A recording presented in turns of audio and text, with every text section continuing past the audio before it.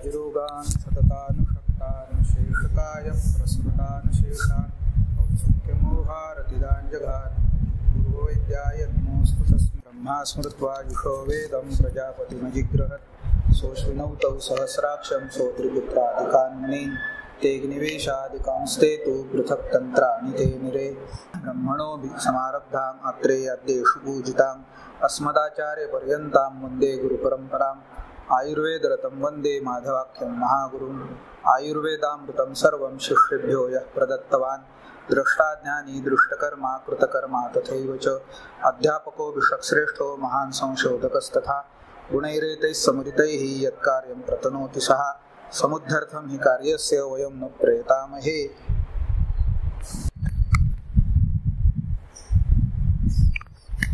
सारता परीक्षण. We have started last time with Rasa and Rakta Sarata. We have finished. Next is Mausa Sarata. Shankha Lalata Krikatika Akshi Ganda Hanugriva Skandha Udara Kaksha Vakshaha Panipada Sandhayaha Sthira Guru Shubha Mausopachita Mausa Saranam Sa Sarata Kshamam Dhrutim अलौल्यम वित्तम विद्याम सुखम आर्जवम आरोग्यम बलम आयुष्च दीर्घमाचष्टे.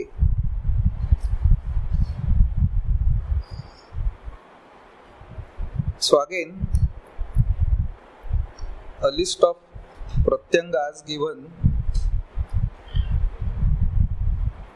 where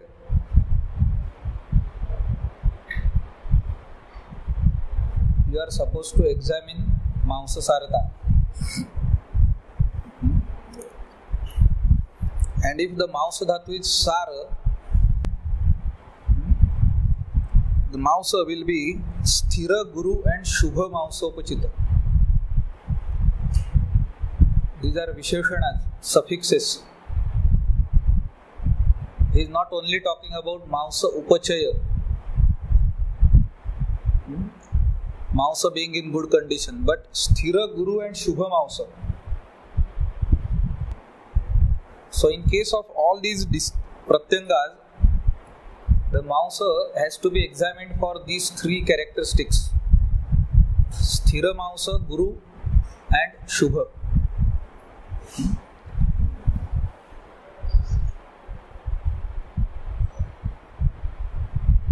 Now, Sthirata can be assessed by the person's ability to work, to sustain to the work pressure, to exhaustive workouts. If it is not stable enough, sturdy enough, the person will feel exhausted, because Mausa Dhatu is important in Bala Pariksha in most of the conditions. The bulk of the body comes from Mausa Dhatu. When we say we check the weight of the patient, major part of that weight will be coming from Mausa Dhatu. Bruhan is most effective on Mausa Dhatu or more related to Mausa Dhatu.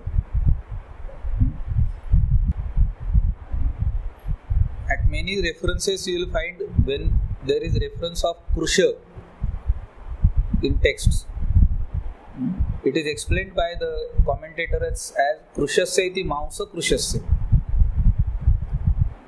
So Karshya also, whenever there is loss of Mausa Dhatu, the person will look thin. He will lose his weight and also stability, sturdity, and as a result of that, he will lose his bala. So in all this context, sthirata is important. Mausa should be sthira, stable. There should not be ups and downs. Weight will be one of the criteria to show that. If the patient is saying that my weight is like this for years together, it's a good sign. That means his Mausa Dhatu is sthira. over the period, is not showing ups and downs. That is the understanding of word sthira. Today, half a kg here and there is always acceptable,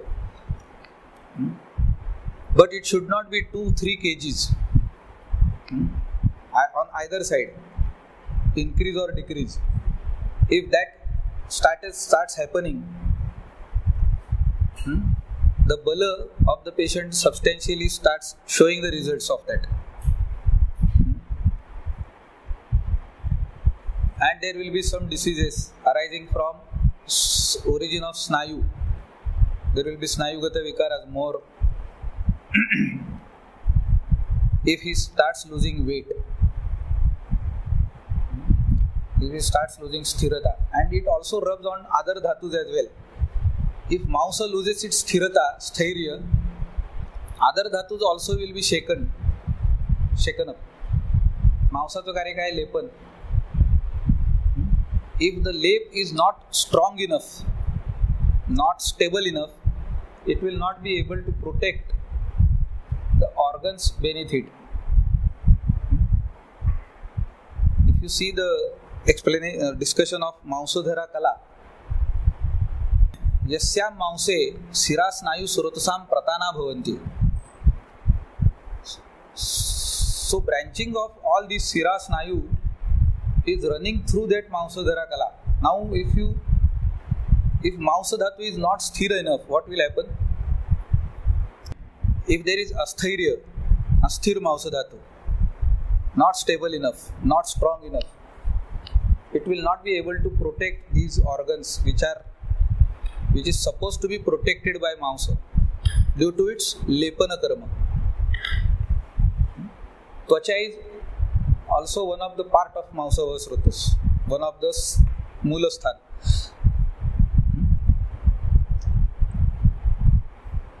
So sthirata of Mausa will reflect on all these Snayu and Tvacha being the Moolasthana of Mausava Srutas.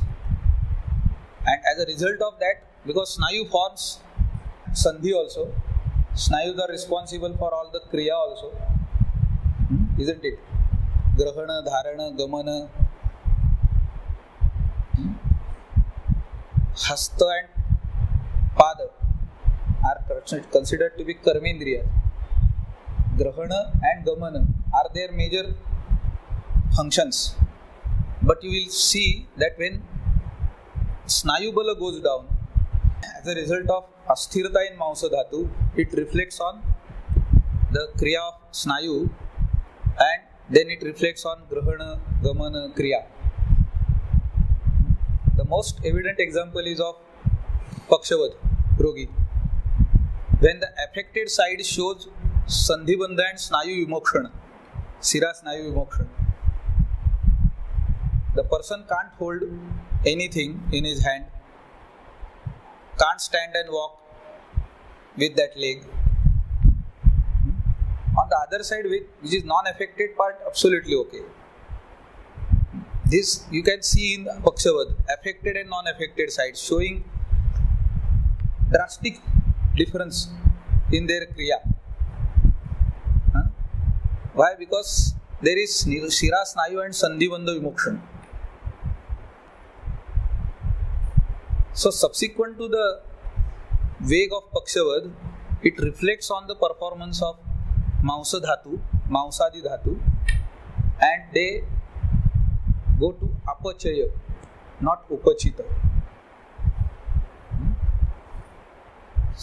So that is a very classic example where in one patient you can see on either side Mausadhatu Upachaya, how it is on the non-affected side and how Apachita is Mausa on the affected side. So the Mausa should be sthira, stable, not showing ups and downs. So ideally in Mausa Sarata, one of the criteria of assessment should be weight. And you have to screen this patient over a period of minimum 15 days to 1 month.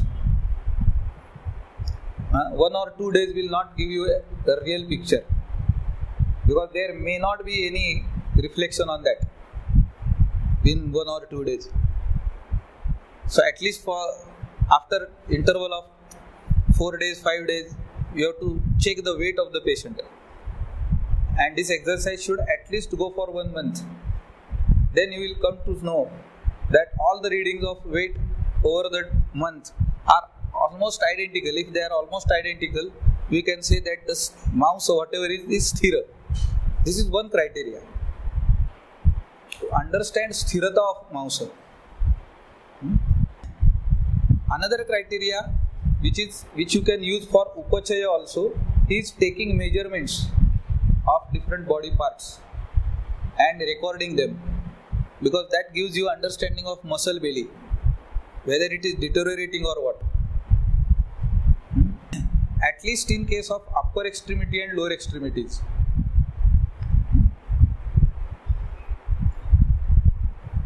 Up to the elbow and down the elbow, up to wrist. You can make some standard points, decide from kurpar 4 anguli above the kurpar and 4 anguli above it. 2 measurements of this, 2 measurements of the forearm portion. Same you repeat in legs also. Take knee joint as midpoint, above and low, below that, and keep a record of that.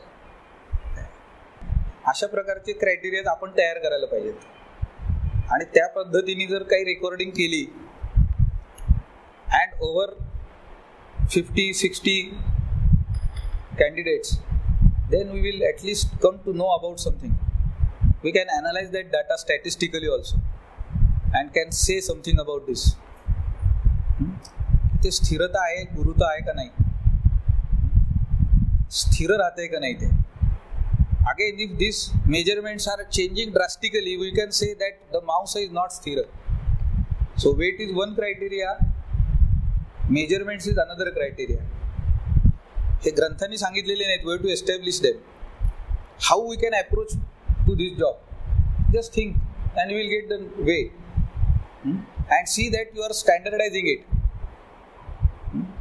The level of measurement should not change from patient to patient. So when I say 4 anguli, it is of the patient's 4 anguli you consider. Don't yours. Don't take yours. Because again that will give you a false picture. As per the patient's 4 anguli. But the points should be identical for all your volunteers.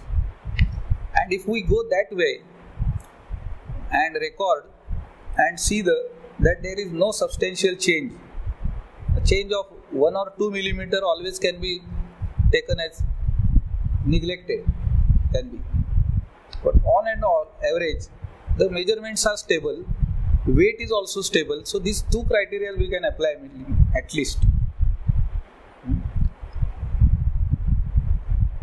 If you really want to approach Sarata Parikshan in a methodical way, otherwise we are very good at just looking at the patient and recording Sarata as Madhyam in our case history sheet. I don't doubt that mastery. But if we want to really understand how to analyze this, how to assess this, then these are the ways. One is measurement, other is weight. These 2 criteria you can apply. And this kind of criteria you can readily get from net also today, online also. त्याच्यासाठी फार धावाधाव करायची गरज नाही. नसेल तर आपण develop करायचा. See you are always free to design your own parameters for your own studies. But see that the parameters are identical for all. Whatever will be the sample of your study. तुम्ही 5 patient वर करा नाही तर 500 लोकांवर करा. It should not vary. एक standard protocol तयार करा, तो वापरा. And you will at least based on those findings you can say that these are my conclusions and nobody can challenge it because they are based on even criteria. So sthirata can be judged these two ways. Next point is guruta. Again, guruta also can be assessed by checking the weight of the patient at regular intervals. म्हणजे मांस दिसायला नुसतं दिसायला नको, वजन पाहिजे त्याला. Then only it can do लेपन.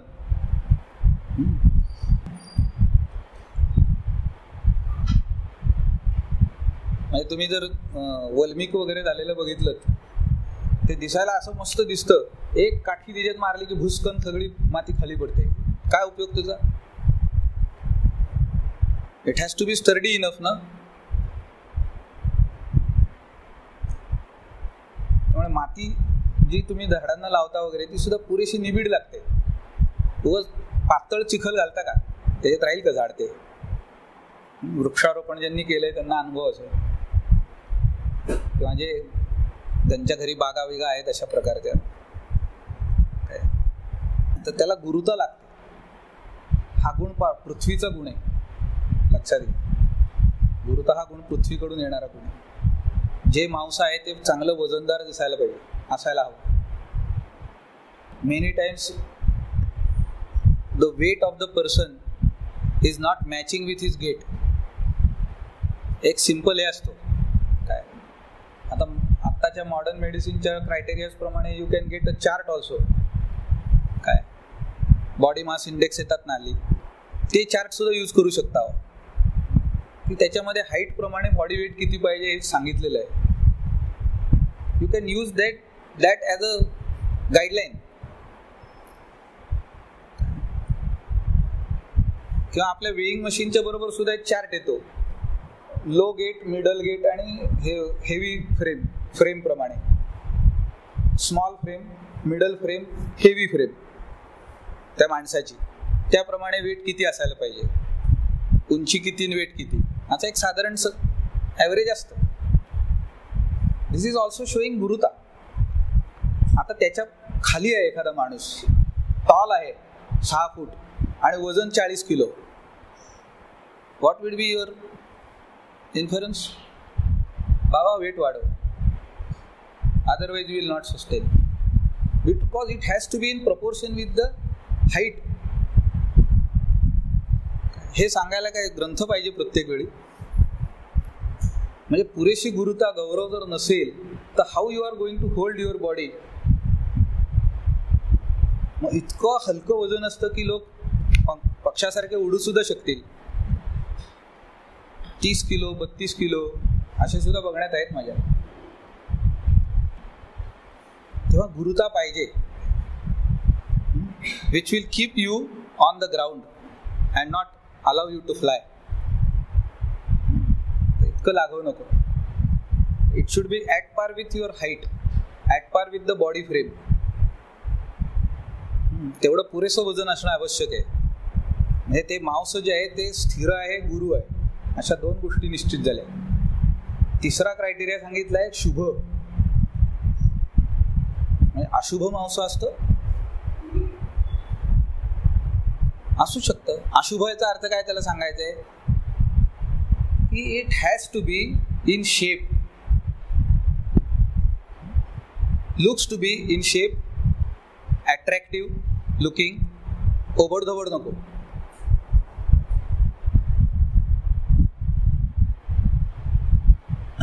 म्हणजे लहानपणी आपल्याला मातीची हे शिकवतात, खेळणी. आपण केलेल्या गणपतीच्या शेजारी लिहावं लागतं, हा गणपती आहे. आणि जे कलाकार असतात, मूर्तिकार वगैरे, त्यांनी केलेल्या गणपतीच्या शेजारी लावावं लागतं का, किती सुबक दिसतो तो. आणि हा दोन्ही मातीचेच बनवलेले आहेत. Same amount of clay is used, but one looks to be नमस्कार करावा असा गणपती. हे हा गेले. So though it is clay only, in both case one looks to be attractive, catching your imagination, and other you left wondering what is done. असं तुमच्या मांसाची स्थिती नको म्हणून तो शुभ शब्द वापरलाय. की म्हणायला मांस आहे पण सगळीकडनं इकडून तिकडून लोंबतंय.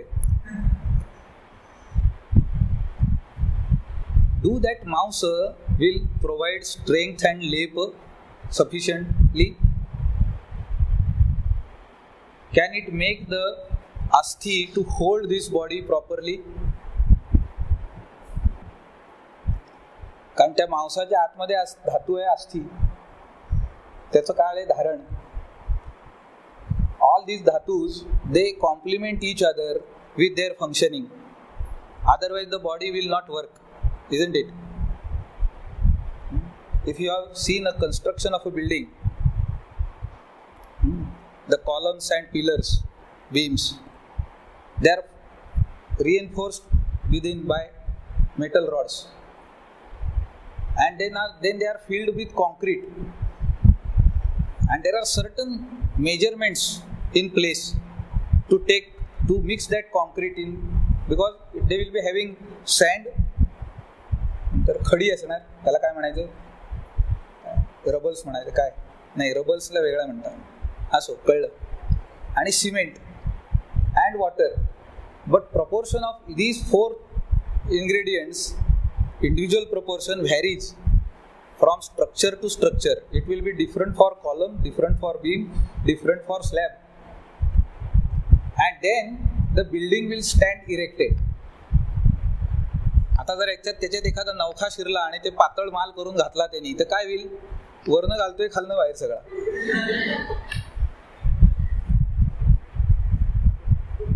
Will it hold the structure?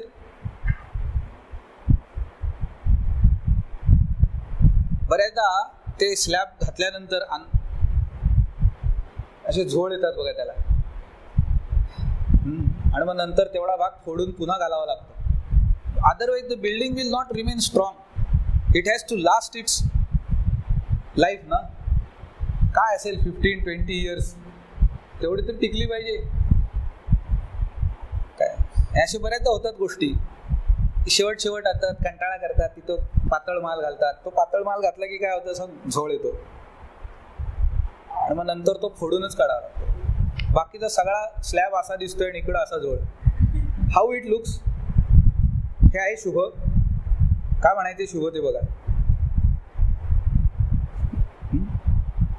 म्हणजे ते मांस जे आहे ते नुसतं स्थिर गुरु नको, शुभ असायला पाहिजे, बघायलाही चांगलं वाटलं पाहिजे आणि सुबक असायला हवं. It has to be in shape. आकृती चांगली दिसायला पाहिजे ना. ती बनवणारे कोण, मूर्ती करण्यासाठी पृथ्वी पाहिजे, ती ओबडधोबड पृथ्वी उपयोगाची नाही. It has to be of good quality. शुभाचा दुसऱ्या अर्थाने अर्थ असा घेतात की विकारकारी नको ते. दोषांच्या बाबतीमध्ये वर्णन केले बघा की विकृता अविकृता शुभ अशुभानी करोती. अविकृत दोष असतील तर शुभ कर्म करतात आणि विकृत असतील तर अशुभ कर्म करतात. Same is applied here.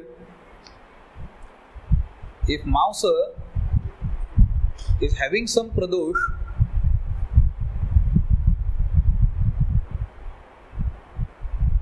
मग ते काय जे प्रकारचे विकार निर्माण करतं. मांस प्रदोषातले बरेचसे विकार त्वचेवर येतात बघा.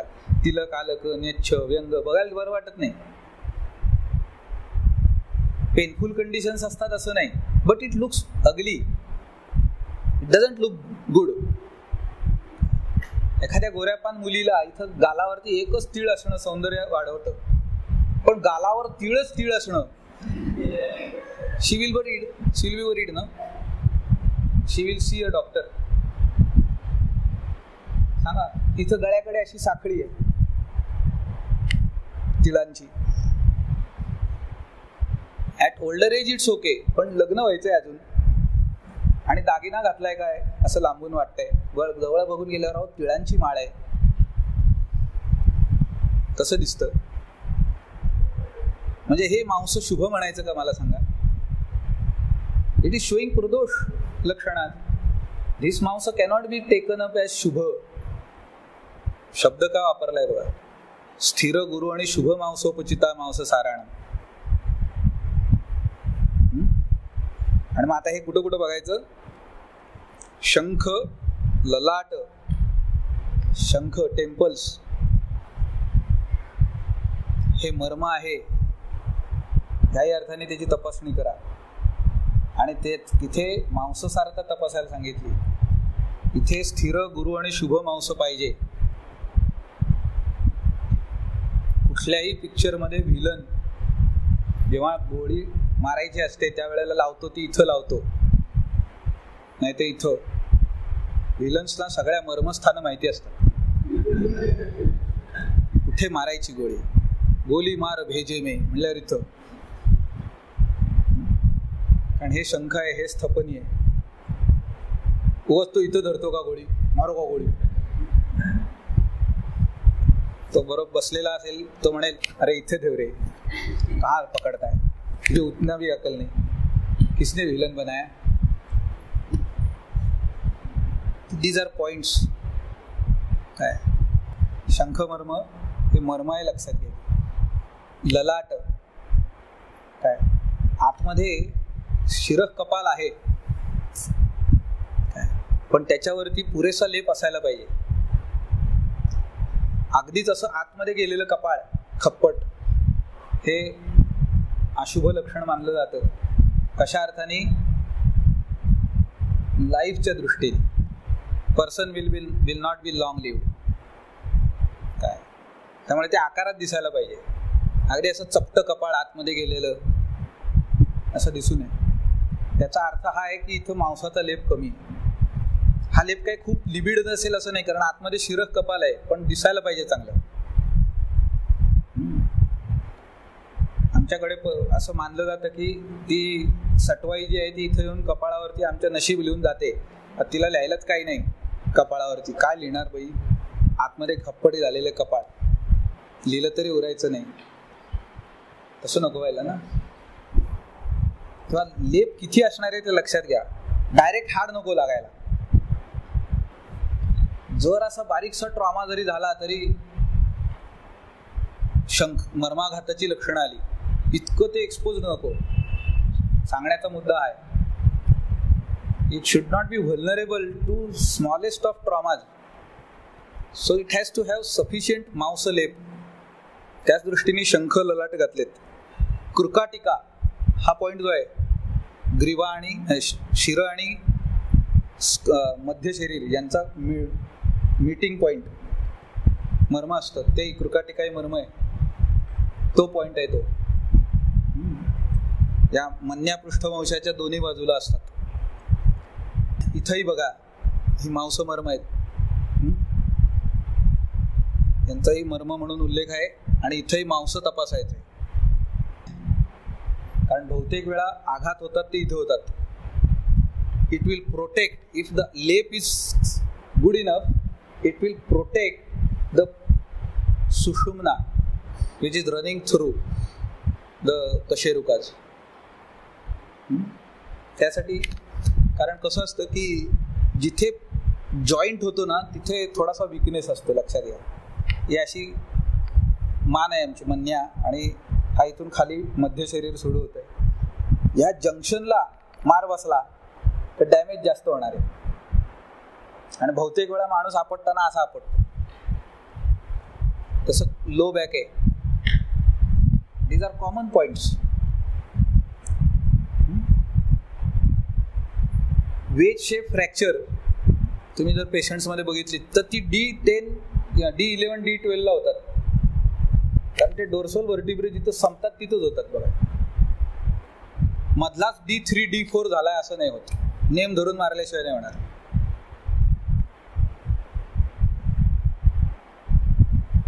So either at the starting point, at the end point, those parts, they are, because there it forms a junction of organs coming from various directions, and to form, it is forming the junction, and there the lap has to be more. जसं 4 रस्ते जिथे एकत्र येतात तिथे एक island टाकतात मध्ये, to slow down the traffic. नाही घातला की काय होतं, ढाणाढण. सर्कल नसतं तोपर्यंत तिथं भरपूर ऍक्सिडेंट होतात. म्हणजे तिथे जास्त प्रोटेक्शन ठेवावं लागतं. लक्षात येते का बघा. So this parts will be more protected by लेप ऑफ मांस. म्हणून शंख, ललाट, कृकाटिका आहे. अक्षिगंड डोळ्यांचा भाग जो आहे, अक्षिकूट हा मांसाचा अवयव आहे.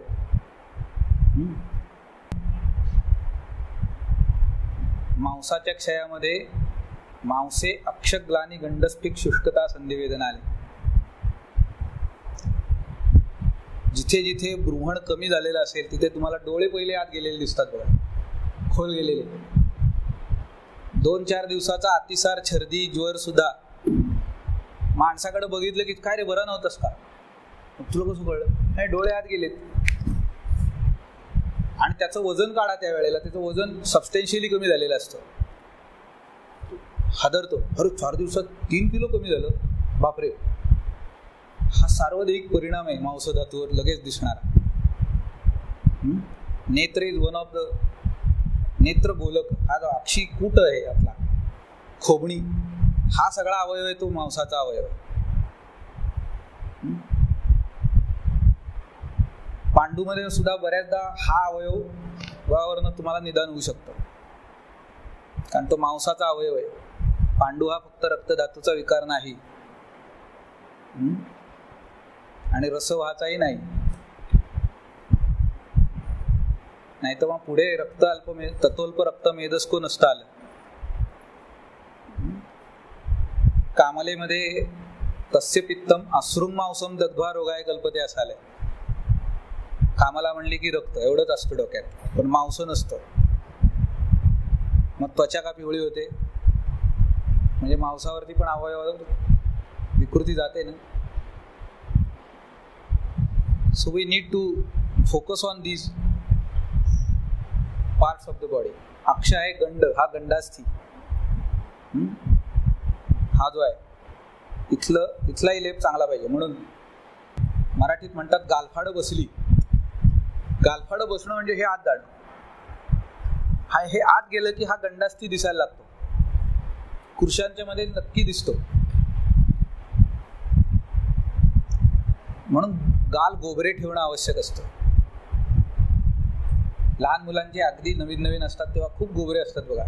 चाला फिरायला लागली हे झालं की नंतर जरा गालफाडं बसतात. जरा आपण म्हणतो नाही आता बाळसं जायला लागलं त्याचे, आणि मग त्यांचे चेहरेपट्टी वगैरे बदलते. मग एकदम पाप्याचं पितर लहानपणी फार चांगलं होतं, आता एकदम असं कृषक, आणि हे दिसायला लागलं खाल खप्पड. दिस इज इंडिकेटिव्ह. हा जो भाग आहे हा मांसधातूचा पार्ट आहे. हनू, चीन, म्हणून हल्ली दाढी वाढवून तो लपवतात. बारकुटी पोरं सुद्धा हल्ली शिवाजी सारखी दाढी वाढवतात.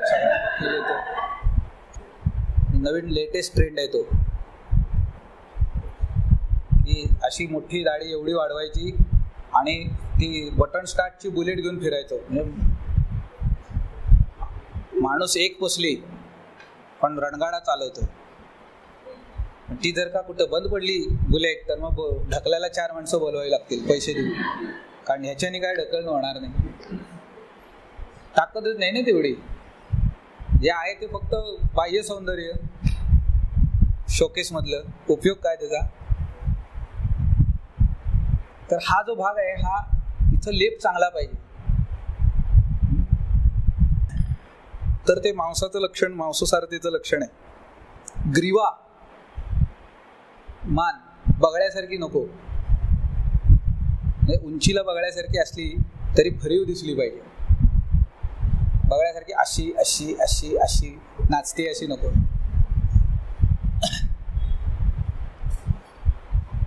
वाग्भटांनी ग्रीवेचं वर्णन काय केलंय. ग्रीवा ह्रस्वा घना वृत्ता. हे ह्रस्व घन आणि वृत्त, त्यातला घन आणि वृत्त हे दोन्ही कॅरेक्टरिस्टिक्स आहेत ते मांसाचं उपचय सांगणारे आहेत. घन आणि वृत्त, गोल दिसायला पाहिजे.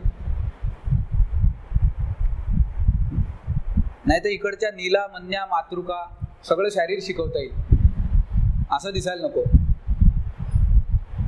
कृष्यांच्या मध्ये तसं दिसतं. मोजून घ्या, या बाजूला किती आहेत, या बाजूला किती आहेत, अशी अवस्था नसावी. म्हणजे ग्रीवा हा अवयव आहे, हा मांसधातूचा अवयव आहे. कंठ हा सुद्धा मांसाचा अवयव मानलेला आहे आपल्याकडे त्यांना.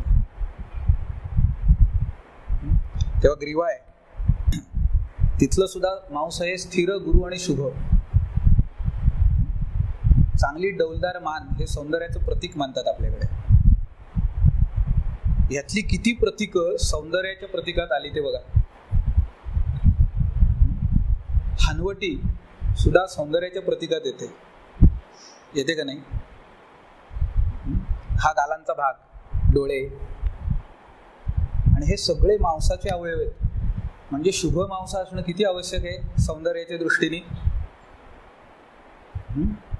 जे कॉन्शियस आहेत आपल्या ब्युटी विषयी त्यांच्यासाठी हे फार आवश्यक आहे माहिती असणं. म्हणजे काय सांभाळायचं हे समजलं पाहिजे ना.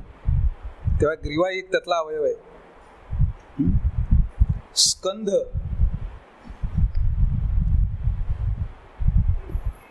खांदे, भरीव मांस हे इथं असतं. वाग्भटांनी 2 भाव सांगितले स्कंधाच्या ठिकाणी प्राकृत स्कंधाचं वर्णन सांगताना. स्कंधौ उन्नत पिवरौ. पिवरौ म्हणजे पुष्टौ, पुष्ट मांस, पोषित मांस असायला पाहिजे इथं. खेळाडूंमध्ये सगळ्यात महत्वाचा हा अवयव, विशेष करून क्रिकेट वगैरे खेळणाऱ्यांना खांद्यात ताकद पाहिजे. काल परवा रिचर्ड्सचं उदाहरण दिलं ना, भयंकर प्रचंड ताकद होती, ती खांद्यात होती वाटते माणसाच्या. त्यामुळे फ्रंटफूटवर हुक मारू शकायचा.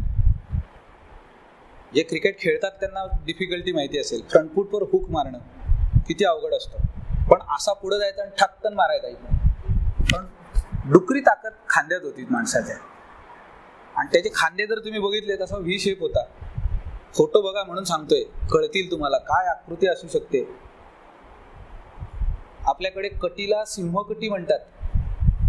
सिंह आणि कटी, पण बारीक असायला पाहिजे. सिंहाची कटी बघा, पण त्याच्यामुळे, आणि खांदे कसे असतात सिंहाचे, असे भरदार, आणि त्यामुळे तो फोर्स क्रिएट करू शकतो.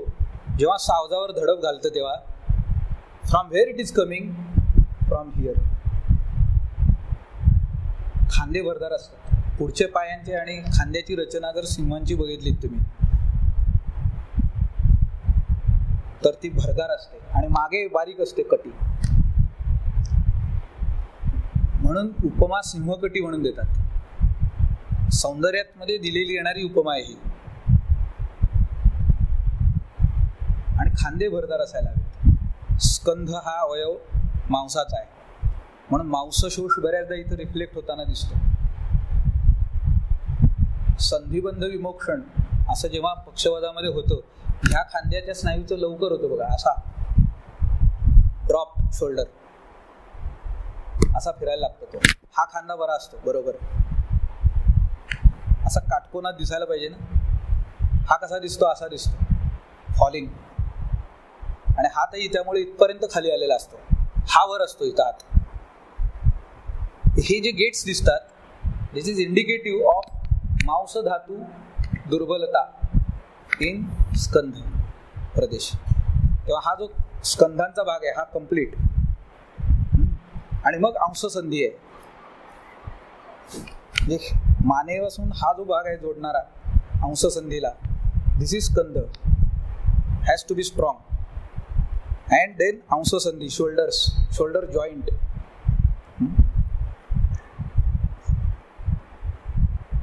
सो ग्रीवा, स्कंध,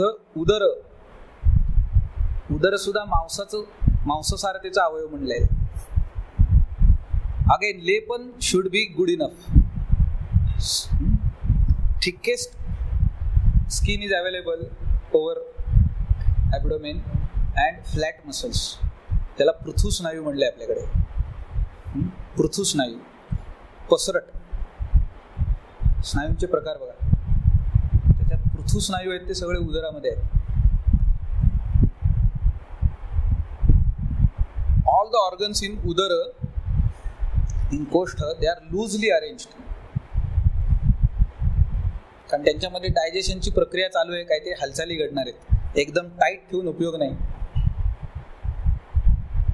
भरपूर जागा असते त्यामुळे. And then they become vulnerable for attacks also, for traumas also, कारण लूजली अरेंज्ड आहेत.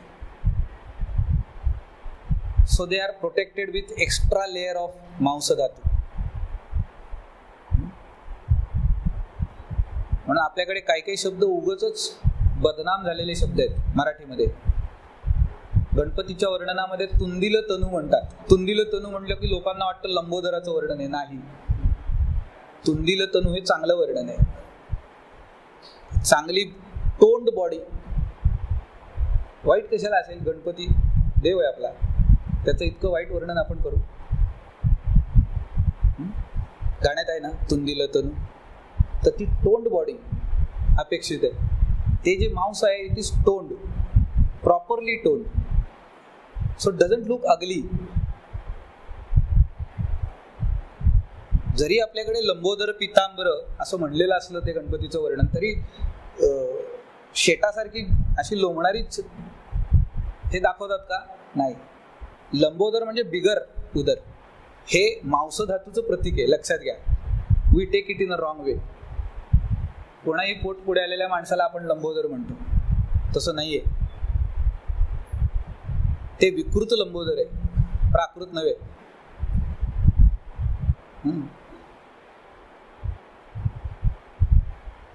तर हे उदर हा जो भाग आहे हा शुभ आणि स्थिर गुरु अशा मांसाच्या सारथ्यात तपासायचा भाग आहे. इथे जर तुम्हाला शैथिल्य दिसायला लागलं, काय माणसाला उभं करायचा आणि ढेरीनी पट्टा झाकला जातोय का बघायचं. ऍव्हरेज ऍडल्ट कोण असेल पुरुष त्याच्यात, ते झालं की समजायचं हे मांस शुभ नाही. लोक दाखवतच येतात, हे बघा काय झालंय बघा ना, असं पोळी कणिक तिंबावी तसं दाखवतात. हे बघा केवढं झालंय, तो I am having extra fat on my tummy. सध्याचा ग्लोबल प्रॉब्लेम आहे हेल्थ. त्या हातात ठेवणं आपल्याच हातात असतं. आधी खा खा खा खा खायचं, व्यायाम करायचं नाही, आदवा तदवा वागायचं, आणि मग ते पुढे आलं म्हणून याला भेट त्याला भेट. मग या एनर्जी बर्न कशा करू? मग कोणी लायपोसेक्शन करून घेतोय, कोणी आणि काय करून घेत आहे. These are not permanent solutions. ही सारवान मांसाची लक्षणं नाहीत. त्याच्यात एक उदरावरती असलेला मांसाचा लेप पुरेसा दिसायला पाहिजे, निबिड असायला हवा, which will protect the organs, कोष्ठस्थ अवयव, ऑल द कोष्ठांगात. It needs to protect. उदर झालं. कक्ष,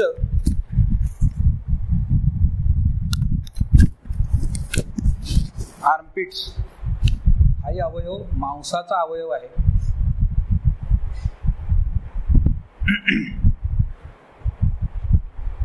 आर्म्स वरती मांस जर चांगलं असेल, इथे व्यवस्थित असा फिट दिसायला पाहिजे. हे कसं आहे म्हणजे हे विविधता म्हणतात त्याला, की प्रत्येक अवयव वेगळा दिसणं शरीराचा.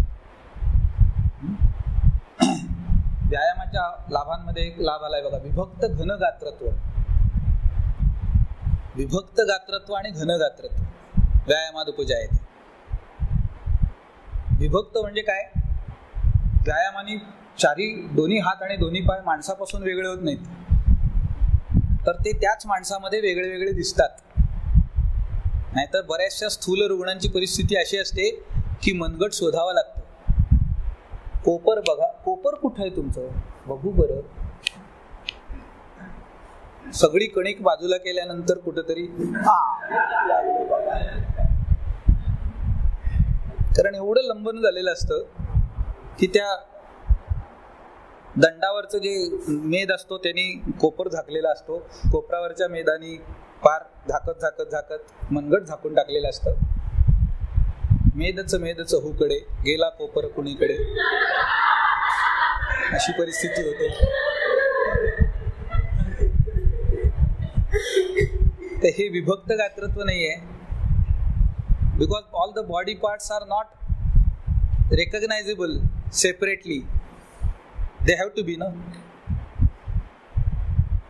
तसं आलंबन जर असेल जास्त, मांसाला शैथिल्य जास्त आलेलं असेल, तर बऱ्याचदा त्या माणसाच्या मध्ये तुम्हाला हे सगळं भाग झाकलेलाच असतो. काय कसं कळणार आम्हाला? अँड मग then those parts becomes highly vulnerable for getting skin infections. बहुतेक वेळा ओबेस लोकांच्या मध्येही होतात.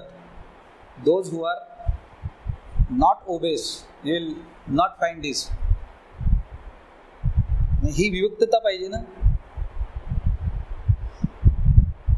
मग त्यांच्यामध्ये तुम्हाला आर्मपिट्समध्ये फंगल इन्फेक्शन होणं, पुळ्या येणं, पिटिका, ग्रंथी असल्या विकृती का दिसतात? बिकॉज देअर मांस धातू इज नॉट सारवान. त्या अर्थाने त्याचं परीक्षण करा.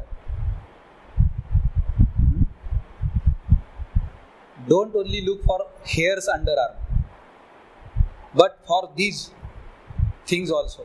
And if it is absolutely clear, that is one of the criteria of मांससारता. म्हणून तो कक्षा शब्द घातलेला इथं. वक्षः उरस्थान, मांसाचा अवयव आहे. पुन्हा पृथुस्नायू आहेत. फुफ्फुसासारखा अवयव जो शोणित फेन प्रभव आहे, that is inside. It is protected further with rib cage. परशुकर्णी प्रोटेक्शन आहे एक्स्ट्रा. आणि त्याच्या बाहेर फ्लॅट मसल्स आहेत.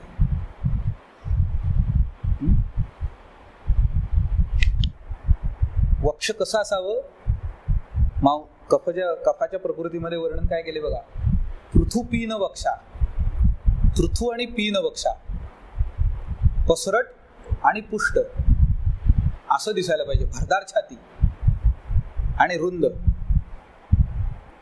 सध्याच्या पॅक्सचे जमाना आहे, त्यामुळे त्याच्यात 6 पॅक 8 पॅक्स काय असतात ते, पण त्याच्यामध्ये सुद्धा छातीचं महत्व संपत नाही. उदानाला बल इथं मिळतं, म्हणून हे मांस जर चांगलं असेल तो माणूस बलवान असतो. कारण उरस्थानम उदानस्य आणि बलाचा त्याच्याशी संबंध आहे. म्हणजे मांससारता जर असेल तर त्या माणसाचं उदान चांगलं असेल, त्या माणसाचं बल चांगलं असेल. आणि त्यासाठी त्याचा तपासणी करत असताना उरस्थ मांसाची पहिली करा. And if it is in proper shape, then you can conclude the person will be of good बल, उत्तम बल. कुठल्याही एक्झर्टिव्ह क्रियांमध्ये हे वापरलं जातं बघा. Your capacity of your lungs is used. हा बाहेरचा लेप जर चांगला नसेल तर you will lose steam early. म्हणून जिथे एखादी गोष्ट वेगाने करायची आहे, ॲथलेटिक्स मध्ये लक्षात घ्या, ड्रास्टिक चेंज दिसतो, फरक दिसतो. 100 मीटर्स 200 मीटर्स धावणारे जे लोक आहेत, अप टू 400 मीटर्स, त्यांना स्प्रिंटर्स म्हणतात. आणि त्यांची बिल्ट वगैरे जर बघितलीत तुम्ही, हुसेन बोल्ट बघितलाय त्याला पळताना ना, काय डौलदार पळतो. 100 मीटर्स 9.7 सेकंदात त्यांनी मारले. काय स्पीड असेल, कुठली शक्ती वापरतात. वाऱ्याच्या विरुद्ध दिशेने कापत जायचंय ना तुम्हाला. ताकद कुठली आली पाहिजे? मांड्यांमधली आणि छातीतली. Muscles R developed. आता तेच तुम्ही 5000 10,000 मध्ये बघा, हुसेन बोल्ट टिकल का? एक एक बोल्ट दिला येईल भेटायला, वाटेवर पडत येतील. पोचेल तो फक्त उसवून ठेवलेला बोल्ट. 5,000 10,000 मध्ये जाणार नाही हा माणूस, कारण सगळा उसवला जाईल. तिथं सगळे असे सुकडे आफ्रिकन देशांमधले, इथिओपिया, घाना, नायजेरिया, टांझानिया, अगम्य नावांचे, उटीस अबाबा, उटीस कबाबा वगैरे तसली नावं असलेले. आणि बघायला गेलात ते 5 फूट उंच एवढेसे बारीक, पण स्टोर हाऊस 5,000 10,000, मॅरेथॉन, हा सगळा त्यांचा प्रांत. तिथे तुम्हाला असा एखादा वेल बिल्ट धिप्पाड अंगाचा माणूस, मांस धातू सार असलेला सापडतो का बघा. आणि सापडला तर सस्टेन होईल का बघा. म्हणजे शॉर्ट डिस्टन्सला स्पीड जिथं मारायचं आहे तिथे मसल पॉवर जास्त पाहिजे, आणि लॉंग लास्टिंगसाठी काय पाहिजे, परसिव्हरन्स पाहिजे. तिथे बेली नकोय. Energy you have to store and use. इथं काय आहे, इथं जितकी वेस्ट लवकर होईल तेवढं चांगलं. तुफान वेगात जायचंय. Likewise you will find the builds of athletes. आणि मग जे स्प्रिंट मारणारे लोक आहेत, बॉक्सर्स आहेत, दे हॅव, त्यांची उर स्कंध हे मांसोपचित पाहिजे. अँड दॅट मांस हॅज टू बी स्थिर गुरु अँड शुभ. वक्ष झालं. पाणीपाद संधय. पाणी, पाद आणि संधी. संधींचं अतिशय उत्कृष्ट वर्णन तुम्हाला पुन्हा कफ प्रकृतीच्या वर्णात दिसेल. गूढ स्निग्ध श्लिष्ट संधी अस्थि मांसा. कफ प्रकृतीच्या माणसाचे संधी, अस्थि आणि मांस हे कसे असतात, गूढ आणि श्लिष्ट. गूढ म्हणजे स्कॅन केला तरी सापडला नाही असा नाही, तर दुरून नजरेला कळणार नाही. पीडन केल्यानंतर समजेल हा संधी आहे. पण उगाच आपलं संधीच संधी दिसत आहेत. जानुसंधी तपासायला घेतल्यानंतर सगळे जानुसंधीतले अंग प्रत्यंग, ॲनाटॉमी मुलांना शिकवता येईल असा दिसला तर कसा दिसेल होतो. And will it bear the joint, bear the weight, then no. त्याच्यावर लेप पुरेसा पाहिजे. पाणीपाद संधय. पूर्ण शरीर, हात, पाय आणि संधी हे मांससारतेचे अवयव आहेत. इथं लेप चांगला पाहिजे, निबिड पाहिजे, स्थिर गुरु आणि शुभ असायला हवा. देन ओनली द संधीज will work to their optimum capacity. कारण ह्या सगळ्या क्रियांचं कारण त्या संधी आहेत. उत्क्षेपण, अपक्षेपण, आकुंचन, प्रसारण, ह्या सगळ्या क्रिया कोण करणार आहे, संधी करणार आहेत. And they have to be toned enough. तो कुठून येईल, तो मांससारतेकडनं येईल. सो द लेप ऑन संधी ऑल्सो शुड बी प्रॉपर. आणि ते गूढ आणि स्निग्ध दिसायला हवेत आणि श्लिष्ट. The bones that are forming the joint should be hold tight enough. श्लिष्टत्व हे त्याला म्हणायचं. काही वेळेला लोक आताशा सांगतात बघा लक्षण, की अहो मला चालताना ना एकदम असं पाय लपकल्यासारखा होतो आणि ताकदच गेल्यासारखी वाटते. श्लेष कुठेतरी कमी व्हायला लागलाय, श्लिष्टता कमी व्हायला लागली. Because it is losing it's tone suddenly. काही काही लोकांना तक्रार असते, एकदम शोल्डर डिस्लोकेट होतो जरा काय झालं. याचा अर्थ काय आहे, श्लिष्टता कमी आहे. That's why the bones are coming out of the joint. हे काय आहे, च्युतीच आहे ना एक प्रकारे. Why it is happening? Because the sandhibandha that are forming the joint are not strong enough. Their slishtata is not proper. म्हणून ते मांससारतेचे अवयव आहेत. पाणीपाद संधया. आणि ते स्थिर गुरु शुभ मांसोपचिता मांससारण. आता ही सारता काय काय प्राप्त करून देते. बहुतेक वेळा हे गुण मांससार लोकांमध्ये सापडतील तुम्हाला. जे अंगापिंडाने मजबूत आहेत, धष्टपुष्ट आहेत, ते बहुतेक वेळा क्षमाशील असतात. असं उलट दिसतं. म्हणजे त्यांना हे सांगावं लागत नाही की माझ्यात क्षमता असून मी तुला क्षमा करतो. ते क्षमाशील असतात, सोडून देतात लोकांना. आपल्याला सुद्धा आश्चर्य वाटतं, काय माणूस आहे, एवढी रग आहे, हाण की दोन देते क्षमा. कारण त्याला माहिती असतं मी एक मारली तरी उठायचं नाही, उगाच पातक कशाला ते हत्येचं. त्यामुळे ते जाऊ दे, करते आपल्या तोंडाने बडबड, सोडून द्या. हा क्षमाभाव अपेक्षित आहे. म्हणजे शासन करण्याची क्षमता असताना क्षमा करणं, forgiveness. When you have the capacity to punish, that is क्षमा. बऱ्याच हिंदी सिनेमांमध्ये राजपाल यादव किंवा त्या गटातले लोक त्या व्हिलनच्या एखाद्या जो सांड सोडलेला असतो व्हिलननी त्याचा बॉडीगार्ड त्याला सांगतात मैं भी तेरे को एक दिन मजा चखाऊंगा वगैरे. ते कळतं आपल्याला हे काय त्याला मजा चखावणार. म्हणजे क्षमतेच्या बाहेर आहे म्हणून क्षमा केली, जा जा तुझे छोड दे आज वगैरे असलं नाही. क्षमता असताना सोडणं हा मांसासारथीचा गुण आहे. सा सारता क्षमाम धृतीम. धृती धारणाशक्ती चांगली असते. अलौल्यम कंट्रोल ओव्हर द सेन्सेस हे जास्त चांगलं असतं. टेम्पटेशन्स मध्ये जास्त सापडत नाही. वित्तम विद्याम वित्त विद्या. सुखम आर्जवम. आर्जवम म्हणजे रुजुता. सरळ मार्गी असतात. छक्के पंजे कळत नाहीत.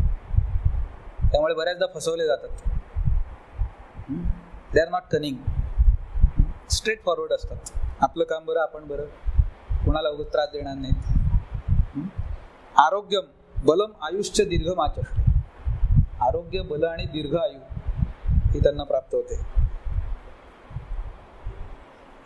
पुढचं मेधस सारथेमध्ये वर्ण स्वर नेत्र केश लोम नख दंत औष्ठ मूत्र पुरीशेषु विशेषतः स्नेहो मेधस्साराणाम. सा सारदा वित्त ऐश्वर्य सुखोपभोग प्रदानानि आर्जवम सुकुमार उपचारतांच आचष्टे.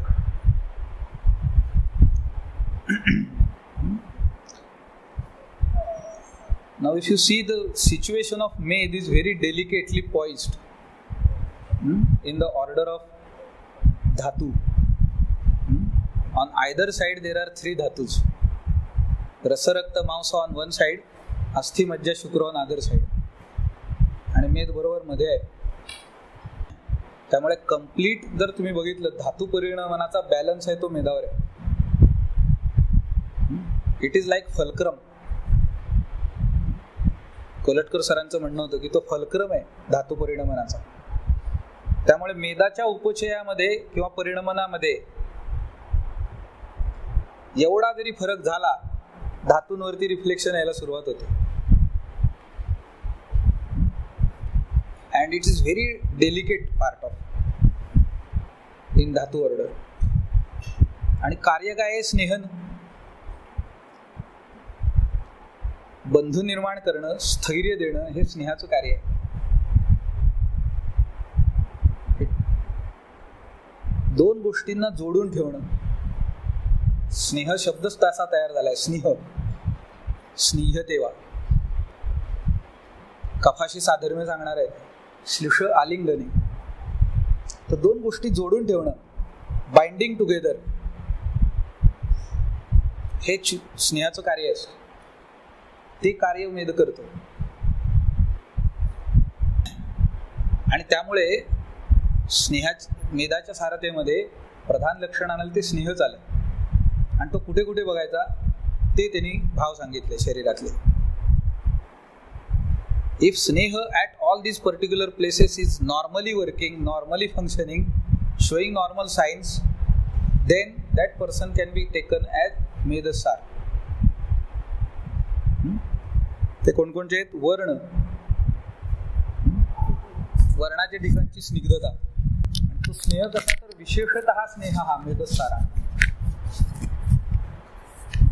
विशेष करून स्नेहाची स्थिती ही ह्या भावांच्या ठिकाणी जास्त असते. म्हणजे इतरत्र नसतो असं नाही. But more specifically it is to be examined on these शारीर भावात. त्यातला पहिला भाव आहे वर्ण. वर्णाच्या ठिकाणची स्निग्धता.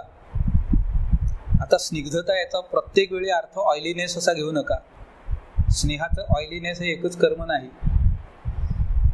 स्नेहनम स्नेह विषंद क्लेद प्रल्हाद बंधकृत, ह्यातली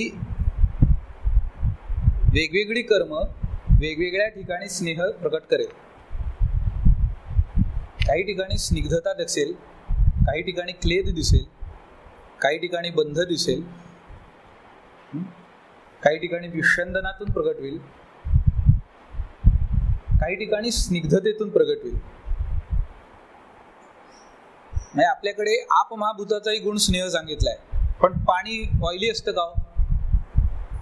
नाही. पण ते बाइंडिंगचं काम करतं का नाही? एखादी गोष्ट बाइंड करायची असेल तर पाणी घालावं लागतं का नाही तुम्हाला? नुसत्या गव्हाच्या पिठाची पोळी होते का पाण्याशिवाय? मग तो गुण कुठला आहे? तर्कसंग्रहकारांनी स्नेह गुणाचं वर्णन काय केले बघा. चूर्णादी पिंडीर भाव हेतुर गुण स्नेहा. चूर्णादींना पिंडी भाव देणारा गुण म्हणजे स्नेह. Things which are scattered, binding them together is स्नेह गुण. नाही तो प्रत्येक वेळी स्निग्धच असायला पाहिजे असं नाही. It should not be always in the form of oil. Technical term म्हणून आपण जेव्हा स्नेहाचा विचार करू, चतुर्विध स्नेह, देन इट इज ऍप्लिकेबल. मग ते स्थावर आणि जंगम आहेत. त्यातले जंगम कोणते, स्थावर कोणता? तैल स्थावर स्नेह, घृत वसा मज्जा इज जंगम स्नेह. That is another category. कारण तिथे आपण स्नेह या टेक्निकल टर्मचा विचार करतो. गुणाच्या दृष्टीने स्नेहाचा जेव्हा विचार कराल त्यावेळेला स्नेह गुणाची जी कर्म आहेत ती तो दाखवतो. त्यामुळे प्रत्येक ठिकाणी अंशस्नेह हा अपेक्षित नाहीये. त्वचेच्या ठिकाणी स्नेह जो अभिव्यक्त होणार आहे तो क्लेदाच्या स्वरूपात अभिव्यक्त होईल आणि ते कर्म स्वेदाच्या माध्यमातून व्यक्त होते, जो मेदाचा मल आहे. स्वेदस्तु क्लेद विधृती. स्वेद कोण आहे? मेदाचा मल आहे. म्हणजे मेदाच्या परिणामानंतर उत्पन्न होणारा जो स्नेहयुक्त भाव आहे क्लेद. क्लेद जो आहे त्यातला जो स्वेद या स्वरूपामध्ये बाहेर टाकला जाणार आहे तो लगेच टाकला जाणार नाही, काही काळ वापरला जाईल and after some time it will be perspirated out. तर तोही स्नेहाचंच काम करतोय तिथे. त्या क्लेदाचं कार्य काय आहे? उपलक्षणाने सांगतो कच्छ रोम धारणम अपि. क्लेदाचं विधारण कशासाठी गरजेचं आहे? क्लेद नसेल तर काय होईल? त्वचेला वृक्षता येते, रोम धारण होत नाही, केस गळून पडायला सुरुवात होते, स्काल्पला सुद्धा ड्रायनेस आला की काय होतं? Then you ask the patient to apply oil. By applying oil what you trying to do? To restore the स्निग्धता of that part because it is not having स्नेह and so the hairs are falling out. It happens in case of hairs also and body hairs also. म्हणजे क्लेदाची गरज आहे तिथे त्यांना धारण करून ठेवण्यासाठी.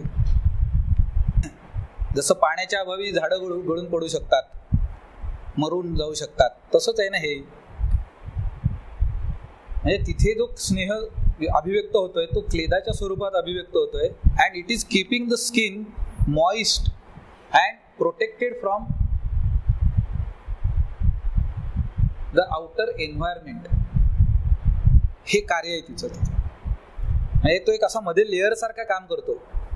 It is not allowing the outer polluting agents to permeate through the skin inside. म्हणजे आपल्याला स्किन किती चांगली पाहिजे बघा आणि किती स्ट्रॉंग असायला हवी.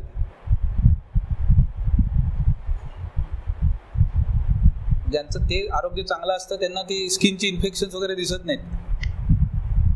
Those who are not protecting they will fall parade.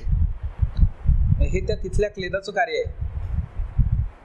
And that also is important in keeping the वर्ण ऑफ द स्किन इंटॅक्ट. पुरेशी स्निग्धता, स्नेह, क्लेद तिथे नसेल तर त्वचा चांगली दिसणार नाही.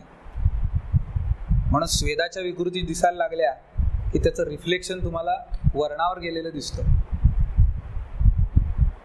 जेव्हा पित्तप्रधान दोष पांडूमध्ये शाखागत होतात त्यावेळेला वर्ण बदलतात बघा.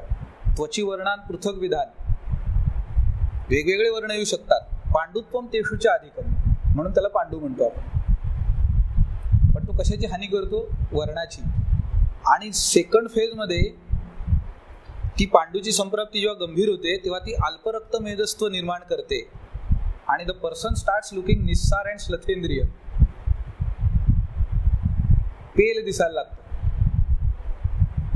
तर पॅलॉर असणं हे प्रत्येक वेळी रसक्षयाचं किंवा रक्तक्षयाचं लक्षण नसेल. मेद सुद्धा तपासा त्याचा. सांगण्याचा मुद्दा आहे, मेदासाठी पण परीक्षण करायला पाहिजे त्याचं. एखाद्यामध्ये वर्णविकृती दिसायला लागल्या तर, कारण हा एक भाव असा आहे की जो अग्नीशी सुद्धा रिलेटेड आहे, भ्राजक पित्ताच्या कार्याशी रिलेटेड आहे, रस, रक्त आणि मेद या 3 धातूंशी रिलेटेड आहे, मांसाशी पण रिलेटेड आहे. नुसता वर्ण बिघडला म्हणून वर्णाच्या विकृती ह्या रस, रक्त, मांस, मेद या 4ही धातूंच्या प्रदोषामध्ये तुम्हाला सापडतील, कुठल्या ना कुठल्या स्वरूपात सापडतील. बघा, रसामध्ये पांडुत्व आलंय, रक्तज व्याधींमध्ये सगळी कुष्ठ आली, सगळी कॅटेगरी घातली. मांसामध्ये मगाशी वर्णन केलेले सगळे तिलक, आलक, नेच्छ, व्यंग, पिप्लव, तिलका, अलका हा वगैरे सगळे आले. मेदामध्येही तो वर्णाचा उल्लेख करतोय की विशेषतः स्नेहा, वर्णाच्या ठिकाणचा स्नेह, त्या स्नेहामुळे तो वर्ण विल ग्लो अप. ग्लोईंग त्याच्या वर्णाचं जे आहे ते मेदाच्या स्नेहाशिवाय शक्य नाही. प्राकृत स्नेह असायला पाहिजे, तर तो वर्ण नजरेत भरेल, इट विल ग्लो, आणि वृक्ष फटफटीत दिसणार नाही. जिथं तसं येईल तिथे, म्हणून बघा तुम्ही पांडूमध्ये ओजगुणक्षय म्हणलंय ना, तिथे टीकाकारांनी स्पष्टीकरण दिलं, अत्र ओज शब्देन स्नेहगुणक्षया. पांडूमध्ये वर्णाची जी हानी होताना दिसते ते नुसतं डिस्कलरेशन दिसत नाही, तिथं स्नेहाची पण हानी दिसते तुम्हाला. म्हणून आपल्या पांडू चिकित्सेमध्ये शिलाजिताचे कल्प येतात. काय तो मेदापर्यंत काम करणारा रसायन कल्प आहे का नाही? नाहीतर पांडूमध्ये शिलाजिताचं काय काम आहे? रसायन असला तरी लोहाचे कल्प समजू शकता तुम्ही, पण शिलाजित काय करतो? ताप्यादी लोहामध्ये शिलाजित आहे, कवटाजादी शिलाजितात शिलाजित आहे. त्याचं कार्य मेदापर्यंत अपेक्षित आहे. बस्तीजेषु गिरिजम असा अग्रसंग्रह आहे. या सगळ्या गोष्टींची संगती लागेल तुम्हाला. आणि मुख्यत्वे करून स्नेहगुणाची हानी ही झालेली सापडेल पांडूच्या संप्राप्तीमध्ये. स्नेहगुण क्षय होतो. वेन द पांडू संप्राप्ती बिकम्स क्रॉनिक. पहिल्या स्टेजमध्ये त्वचीवर्णान पृथक विधानपर्यंत सांगितली, आणि पुढची जी संप्राप्ती सांगितली तेन गौरवम धातूनाम सॅच्य शैथिल्यम वगैरे, ती संप्राप्ती वाचा पुन्हा एकदा. की जेव्हा ती धातू शैथिल्य आणायला लागते संप्राप्ती, परिणमन बिघडतं धातूंचं, it starts reflecting on different भावात, आणि मग स्नेहगुणक्षय होऊ शकतो. हा स्नेहगुणक्षय कशाचा होणार आहे? मेदाच्या बाबतीत जास्त होईल. And that will reflect on वर्ण. म्हणून तो वर्ण केतकी धुली सन्निभ असतो. वृक्ष असं वृक्षत्व दिसतं त्याच्यामध्ये, कारण तिथं स्नेहाची हानी आहे. द पार्ट ऑफ मेद इज ऑल्सो व्हिशिएटेड इन दॅट केस. मेद प्रदोषाचाही विचार तिथं तुम्हाला करावा लागेल. हे भाग तुम्हाला सारतेतनं समजतील. वर्ण स्वर, स्वराच्या ठिकाणी विशेष करून मेदस्व, स्नेहत्व असणं, स्निग्धत्व असणं. लता मंगेशकर नॉर्मली सुद्धा बोलत असताना, गाणं गात नसेल तरी तिचा इंटरव्ह्यू सुद्धा ऐकलात तुम्ही तर फार बरं वाटतं ना ऐकायला कानाला. किती छान स्वर आहे, किती स्नेह असतो त्या स्वरामध्ये. काय वरदान आहे ते.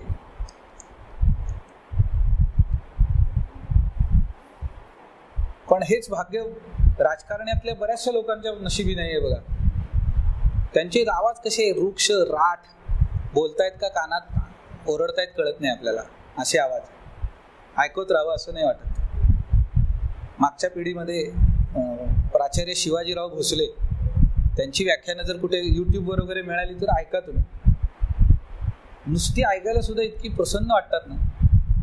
आवाज इतका स्निग्ध होता त्या माणसाचा. आणि सरस्वती जिभेवर असणं काय असतं ते कळतं. एका लईत तासभर बोलू शकायचं नाही, आणि कुठेही चढ उतार नाही, अडखळणं नाही, विषय आठवला नाही, असं नाही, काय नाही. ही दैवी देणगी असते. ही सारतेसाठी हे स्वर ऐका तुम्ही, कळेल तुम्हाला.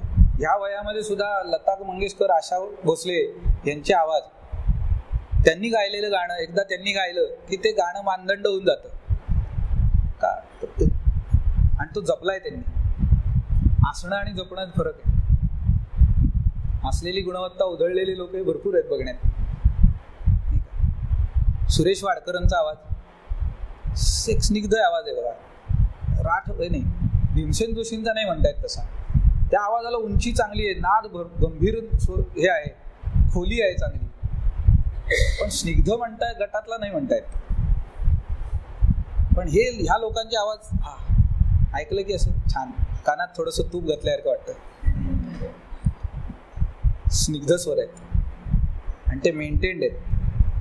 असणं आणि मेंटेन करणं फरक आहे. नेत्र स्निग्ध दिसणं. पुन्हा स्निग्ध म्हणजे अगदी तेल तूप टपकतंय असे स्निग्धता अपेक्षित नाहीये. पुरेशी क्लीनता, प्रसन्नता ही तिच्यात दिसायला पाहिजे. स्नेहाची, स्नेहातून येणारी जी प्रसन्नता आहे, वर्ण चांगला दिसणं असं जे आहे ते. आता पुढे शुक्रसारतेमध्ये क्षीरपूर्ण लोचना इव असं म्हणलंय, म्हणजे काय दुधाने भरलेले असतात डोळे, तसा अर्थ नाही. दुधाने भरलेल्या पात्राकडे बघितल्यावर जी प्रसन्नता प्राप्त होईल तुम्हाला, हल्ली फार थोड्या लोकांना होते ती. नाहीतर दूध म्हणलं की हाव विटता पहिलं असतं.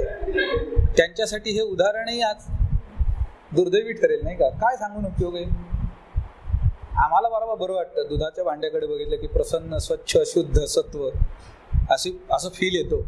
आता दूध हाव पिना. त्यांच्यासाठी हे उदाहरणच चुकीचं आहे. आता नवीन शोधावं लागेल आपल्याला.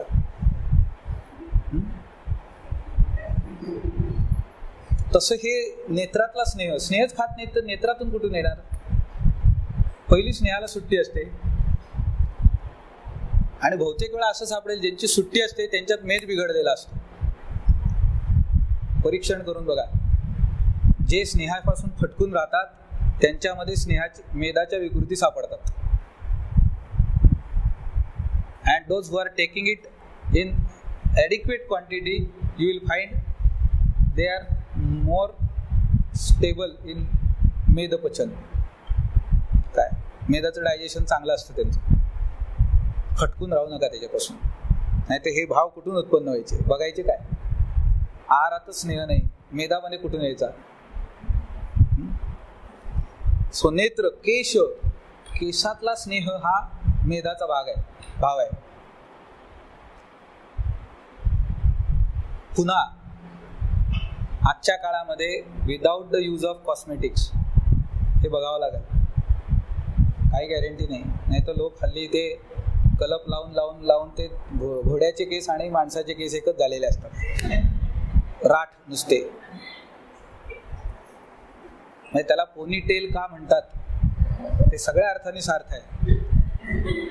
ते घोड्याच्या शेपटीसारखे दिसतात म्हणूनही आहेत आणि घोड्याच्या केसांसारखेच राठ होतात म्हणूनही आहे. उरला सुरला सगळा स्नेह त्या केमिकल्सनी काढून घेतला जातो.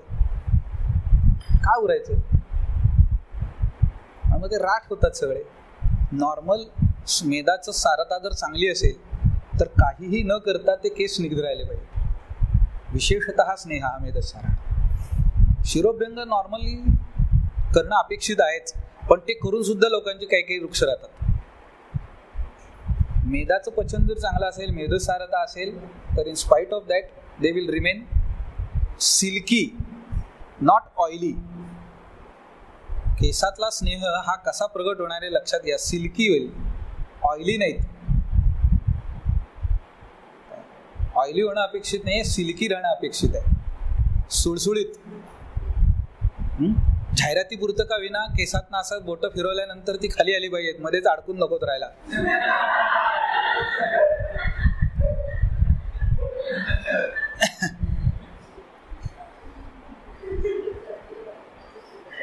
अशी उदाहरणं दिली की पटकन पटलं, व्हिज्युअलाइज होतं असं समोर. सध्या जाहिराती पण दाखवतात तसल्या. सो केश, लोम, बॉडी हेअर्स ऑल्सो. त्या स्नेहामुळे येईल काय, बॉडी हेअर्स मध्ये पुन्हा मृदुता, मार्दव येईल. अगेन बॉडी हेअर सुद्धा लोकांचे काही काही वृक्ष राठ असतात. शेजारी आपल्या माणूस बसलाय का सुरवंट असं कळत नाही, इतके केस टोचत असतात, खाज सुटेल एवढं. तर त्या माणसांनी समजावं आपला मेध हा सारवान नाही. सो केश लोम नख, नखांच्या ठिकाणी सुद्धा प्राकृत स्निग्धता स्नेह दिसायला पाहिजे. वृक्ष नख अगेन पांडूचं प्रतीक आहेत. पांडूमध्ये आपण नखाचं परीक्षण करतो. परवा रक्ताच्या बाबतीमध्ये नखांचं परीक्षण आलं होतं, पण ते रक्तत्वासाठी आलं. लाल असणं हे रक्तसारतेचं लक्षण आहे. स्निग्ध दिसणं, चकाकी असायला पाहिजे एक प्रकारची. लाईट पडल्यानंतर तो रिफ्लेक्ट झाला पाहिजे, काहीच होत नाही. समजावं हे मेद बिघडलाय. लाल दिसतायत पण चकाकी नाही, मेद बिघडलाय. चकाकी आहे पण लाल नाही आहेत, पांढरेट पडलेली आहेत, रक्त बिघडलंय. नख, मधुजीवनचे आपल्याकडचे अंक जे आहेत जुने, त्याच्यामध्ये एक लेख वाचला होता मी. रमेश नानू सरांनी नख या विषयावरती मधुजीवनची 7-8 पानं लेख लिहिला होता. केवढे संदर्भ गोळा केले होते. मला आश्चर्य वाटलं वाचून सुद्धा, की आपण असं म्हणतो की नखा म्हणजे आपल्याला असं वाटत असेल की नखावरती आपल्याकडे नखा एवढं सुद्धा वाङ्मय नाही, तर ते चुकीचं आहे. एवढं वाङ्मय आहे. आणि अक्षरशः त्यांनी इतके संदर्भ गोळा करून तो लेख लिहिलाय. कधी मिळाला तर वाचा, आपल्याकडे असेल, शोधावं लागेल जरा. पण फक्त नख आणि त्याच्या संदर्भातल्या प्रकृती आणि विकृती, मधुजीवनची 8 पानं, सोपं नाही आहे. फॉन्ट साईज काय आहे तो बघा, आणि 2 कॉलम मध्ये असतं ते. A4 साईजचं जर्नल आहे. म्हणजे त्यातली 8 पानं लिहायची म्हणजे तुम्हाला ऍक्च्युअली 30 पानं लिहायला पाहिजे, 25 ते 30, तेव्हा ती त्या 8 पानात जातील. एवढं वाङ्मय फक्त नखावर अवेलेबल आहे आपल्याकडे, चेष्टा नाही. आपण तेवढ्या अंगाने त्याला बघितलेलं नसेल. तर एकेका विषयावर करायचा असेल तर अभ्यास एवढा होऊ शकतो. सांगण्याचं तात्पर्य ते आहे. दंत, दंतांच्या ठिकाणचा स्नेह, अगेन शायनिंग दातांच्या वरचं, हे मेदाकडून येणार आहे. म्हणून मेदस्वी रुग्णांच्या मध्ये तुम्हाला दाताचे आरोग्य बिघडलेलं सापडतं. दौर्गंध्य असतं, एक्स्ट्रा प्लग फॉर्मेशन, दात पिवळे पडणं वगैरे, हे जास्त सापडतं. मेदाशी संबंध आहे त्याचा. आस्थीशी जसा आहे तसा मेदाशी. रुचकास्थी म्हणलंय त्याला. दिसायला रोचन दिसला पाहिजे, शुभ्र चांगला दिसला पाहिजे. अग्नीशी थेट संबंध असलेला अस्थी आहे हा. चर्वणाची क्रिया आहे, त्याच्याशिवाय पुढे अग्नीची क्रिया चांगली होऊ शकत नाही. अनेक विकारांमध्ये पुरुषधारा कलेच्या दातांवरती परिणाम दिसतात. लहान मुलांना दात येत असताना अतिसार होतो, यातूनही ते सिद्ध होतं. पण त्याचबरोबर दुसरा एक धातू संदर्भात असू शकतो, तो म्हणजे मेद, शायनिंग पार्ट त्याचा. ते हॅपीडेंट व्हाईट लावून तेवढ्या पुरतंच टिकणार आहे. ते नॉर्मल असायला पाहिजे. आपल्याकडे डाळिंबाच्या दाण्याची उपमा देतात दातांना, एक सारखे दिसले पाहिजेत असे. पुढे शुक्र सारतेमध्येही ते वर्णन आले की सार सम संहत शिखर दशना. शुक्र सारतेमध्ये दात असे असतात म्हणतो. सार सम संहत शिखर दशना, एक सारखे ठेवलेले मोत्याचे दाणे असावेत जणू काय. इथं ते बघायचं नाही, इथे फक्त स्निग्धता बघायची, शायनिंग अपिअरन्स त्या दातांच्या सरफेसवरचा. दॅट इज इंडिकेटिव्ह ऑफ मेदसार. ओष्ठ, ओष्ठांच्या ठिकाणचा स्नेह हा विशेष करून मेदाचा अंश आहे. मेदाचं कार्य चांगलं असेल तर ओष्ठस्फुटन होणार नाही.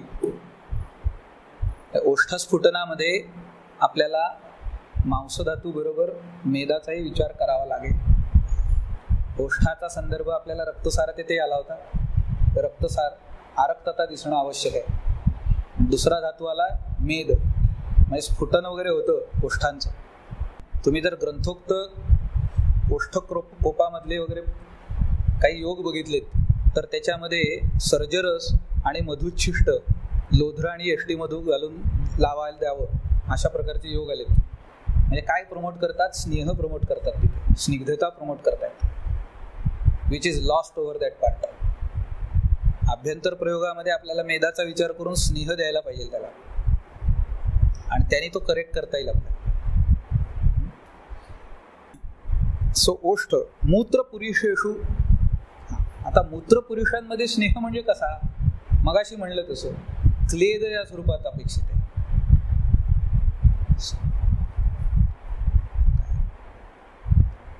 आपली सगळी प्रमेयाची संप्राप्ती लक्षात घ्या,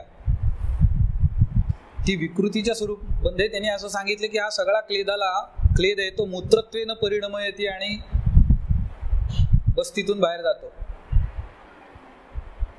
पण मग एरवी हे क्लेदाचं जाण्याचं भाग ठिकाण काय? एक स्वेद आहे, दुसरं आहे, तेच असणार ना. विकृतीत जर जातो तो प्रकृतीतही जायला पाहिजे. धातूंच्या पातळीवरचा जो क्लेद स्वरूपातला मल आहे तो कुठून बाहेर जाणार आहे? मूत्रस्य क्लेद वाहनम आहे ना कार्य. आहार मलज म्हणून जो तयार होतोय मूत्र, ते अच्छ मूत्र वर्णन केलंय बघा. लीड्स कुठे मिळतात बघा. तत्राच्छम किट्टम अन्नस्य मूत्रम विद्यात घनम शकृत असं आहे ना. किट्टाचं बायफर्केशन. अच्छ पार्ट आहे. अच्छ याचा अर्थ स्वच्छ द्रववत. हा आहाराचा मल आहे, तो मूत्र आहे. पण आम्हाला मूत्र अच्छ जलवत द्रववत बाहेर पडताना दिसतं का? किंचित पिवळसर झाक येते ना त्याच्यामध्ये, ती कुठली येते? याचा कधी विचार केलाय? ती हा कलेक्टेड क्लेद फ्रॉम धातुपात गत भाग ॲज वेल ॲज पित्त which is excreted out from मूत्र. पार्ट ऑफ दॅट पित्त इज ऑल्सो यूज फॉर मलरंजन है ना. धातूंच्या पातळीवरती जो पित्त मल तयार होतोय रक्ताचा, तो जाणार कुठून बाहेर? नाही तर त्याला वाट कुठली? असा विचार केलाय का कधी? तयार तो होतो, वर्णन आहे. कफ पित्तम मला खेशू प्रस्वेदो न करो. म्हणजे एक्सक्रिशन पॉइंट काय? From where is excreted out. तयार कुठं होऊ शकेल? मूलस्थानामध्ये म्हणजे यकृत प्लियामध्ये. हे कोष्ठस्थ अवयव आहेत का नाही? आणि आमची मलधरा कला ही या सगळ्या अवयवांना व्याप्त सांगितली आहे. From where it separates out all these मल and excretes them out in from their normal roots. So the part of clade mala, clade soluble mala, which are collected from the dhatu levels, will be excreted out from mutra via has to be वृक्क. नाही का? कारण ते मेदाचं मूलस्थान आहे ना. ह्या अर्थाने ते मेदाचं स्नेहन कार्य अपेक्षित आहे. स्नेहन म्हणजे फक्त ओली ठेवतो असं नाही, एवढी मिनिंग देत त्याला. क्लेदाचं रेग्युलेशन करणं हेही स्नेहाचं कार्य आहे. म्हणून मेद बिघडला की ते बिघडतं. मग पुढचे डिसिजेस मागे लागतात सगळे. तर मग मूत्रामध्ये स्नेह म्हणजे कुठला? हा क्लेद स्वरूपातला. विशेषतः मलामध्ये दोन्ही प्रकारचा आहे. परिपिंडितत्व येणार कसं? नाही तर घनशकृत जो आहे तो पिंडित होऊन बाहेर पडतो असं वर्णन आहे ना. परिपिंडित पक्वस्य वायुस्यात कटुभावता. टू अचीव धिस परिपिंडित्व, द स्नेह और स्निग्धता इज कमिंग फ्रॉम मज्जा. स्नेह हा अक्षित्वक विषाम ओजो धातूनाम क्रमशः मला आहे ना. अँड द क्लिन्नत्व विल कम फ्रॉम मेद. ह्या स्वरूपामध्ये तो स्नेह आहे, लक्षात घ्या. चपातीसाठी कणिक भिजवताना पाणी जास्त लागत असेल पण थोडं तेलही लागतं, हो की नाही? दोन्हीचं काम आहे ना. इथे तो क्लेद आहे पाणी स्वरूपातला द्रव भरून, तो मेदाकडून येतोय. आणि ऑइलीनेस जो आहे जो परिपिंडी तत्व आणणारे आणि बोलस फॉर्म करणारे, त्याचा सॉफ्टनिंग ऑफ द शकृत इज कमिंग फ्रॉम मज्जा काय. आणि मग तसामुळे जेव्हा बाहेर पडतो तो हॅसल फ्री बाहेर पडतो, लक्षात घ्या. ह्या अर्थाने दोन्ही भाव आहेत. मेदाचा कडून येणारा क्लेद आहे, तो क्लिन्नत्वासाठी उपयोगी आहे, आणि पिंडितत्वासाठी स्नेह अपेक्षित आहे, तो मज्जेचा आहे. म्हणजे मलावरती धातूंचे मल सुद्धा जाता जाता काहीतरी सत्कार्य करून जातात, तसेच एक्सक्रीट आउट होत नाहीत.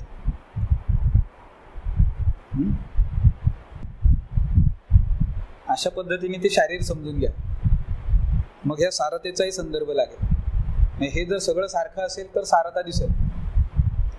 मग म्हणजे मूत्र आणि पुरुषातला स्नेह समजायचा म्हणजे काय समजायचं, ते हे समजायचं, हे नॉर्मल आहे का नाही समजा.